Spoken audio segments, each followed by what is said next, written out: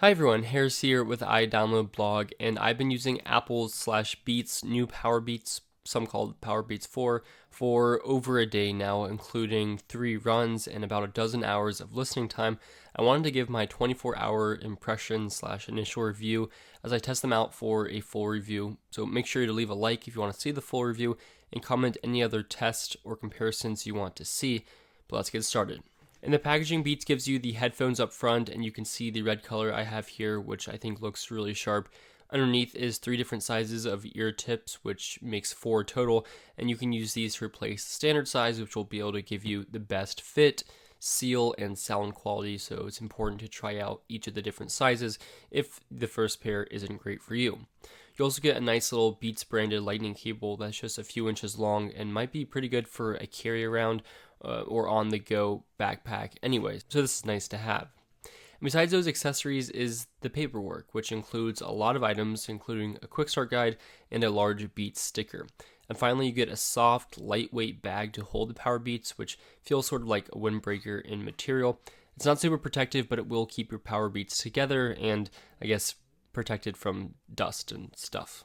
On the top of the unit, there is a pairing button which will quickly pair with your iOS device, similar to how AirPods or Powerbeats Pro do, so that's great to see here. And then the other one has volume buttons, plus and minus on the other earpiece. And then you have an exposed lightning connector for charging, which makes me a little worried about water resistance. And then a physical Beats button on the right ear only, which you can use for activating voice command, pause, play, and skip forward and backwards. So you do have those physical controls, but it's not on both earpieces like it is on the Powerbeats Pro. And dimensionally and design-wise, think of a slightly bigger version of the Powerbeats Pro with a cable hanging off the back and $100 cheaper, and that's basically what you're getting here, which isn't necessarily a bad thing at all. I think they look pretty good and have a clean design.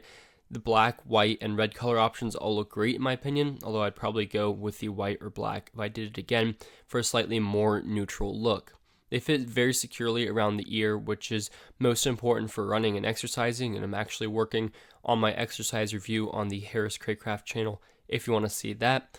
So paired with the light water and sweat resistance, I think these are going to be a great competitor to the standard AirPods for runners or others who frequent gyms or just on-the-go lifestyle in general. These headphones will be really good for that. Now there's no cable clip included with this, and I'm thinking because Beats is proud of their new cable design, they slightly redesigned it, but I can still hardly stand the resistance when I'm running and turning my neck around, and maybe I'd get used to it with a few more days of use. This is my first pair of headphones with this type of cable after all, but when I was running, I definitely wanted to tuck the cable into my hat to solve the problem, so that's important to note for me. The fully wireless earbuds definitely have that advantage of no resistance on the back, although you can obviously rest these on your shoulders like you can't with the other options, so that's its counter argument.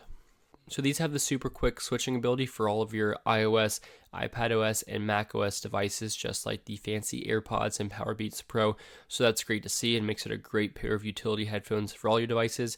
It has Hey Siri support as I activate all your devices and all of my devices. And then my favorite part, it's got 15-hour battery life, which is very accurate so far in my testing. They're still alive after all the listening I've done.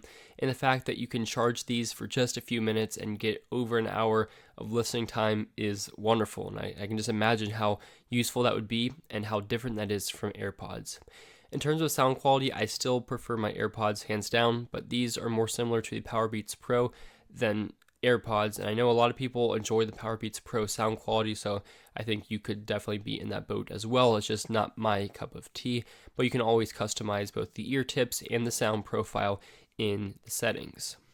Ultimately, for me, these are a step away from noise canceling and fully wireless into better battery, more secure athletic fit, and a lower price tag by $100. So I think these will be appealing for a lot of people. Let me know what headphones you're rocking, and I'll leave some purchase links in the description if you're interested. Anyway, thanks for watching my initial review, and stay tuned for the full review not too far from now.